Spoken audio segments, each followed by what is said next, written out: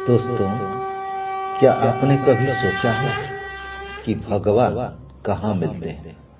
कुछ लोग कहते हैं मंदिर की मूर्तियों में, तो कुछ कहते हैं आसमान में।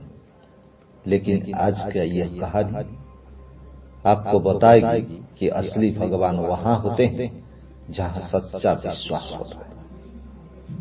एक छोटा सा पहाड़ी गांव, जहां ठंड की सुबह में मंदिर की घंटियां गूंजती थी। इसी गांव में रहता था 8 साल का माधव। माधव के पास ना तो बड़े खिलौने थे और ना ही नए कपड़े। उसके पास थी तो बस अपनी बीमार दादी और उनका सिखाया हुआ विश्वास। दादी की तबीयत बिगड़ती जा रही थी। डॉक्टर ने कहा था कि दवाई के बिना उनका बचना मुश्किल है। माधव के पास 1 रुपया तक नहीं था। वो भागता हुआ मंदिर गया। उसने सोचा मंदिर में सबकी सुनी जाती है तो मेरी भी सुनी जाएगी। लेकिन नियति को कुछ और ही मंजूर था। मंदिर के बाहर खड़े लोगों ने उस गरीब को धक्के देकर निकाल दिया। किसी ने उसकी आंखों के आंसू नहीं देखा।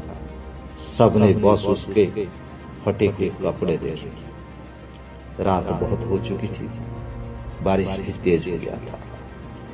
वो मंदिर के बाहर बैठ के रो रहा था।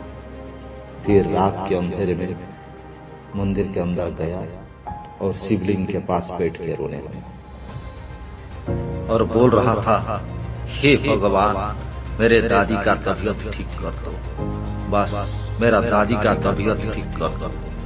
तभी एक अजनबी उसे आवाज दिया, बेटा, बछड़ा कीचड़ में फंस गया है, पहले उसकी मदद कर, तेरी मदद भगवान करेंगे। माधव ने बिना कुछ सोचे बारिश में छलांग लगा दी। वो छोटा सा बच्चा पूरी ताकत से उस गाय के बछड़े को कीचड़ से निकालने लगा। उसका बदन मिट्टी से भर गया था, लेकिन दिल में एक उम्मीद थी। जैसे ही बछड़ा बाहर निकला, माधव का हाथ मिट्टी में दबी एक पुरानी पोटली पर पड़ा। वो पोटली वर्षों पुरानी थी, जो मंदिर से चोरी हुई थी। जब माधव पोटली को लेकर पुजारी के पास गया तो उनकी आंखों में आंसू आ गया।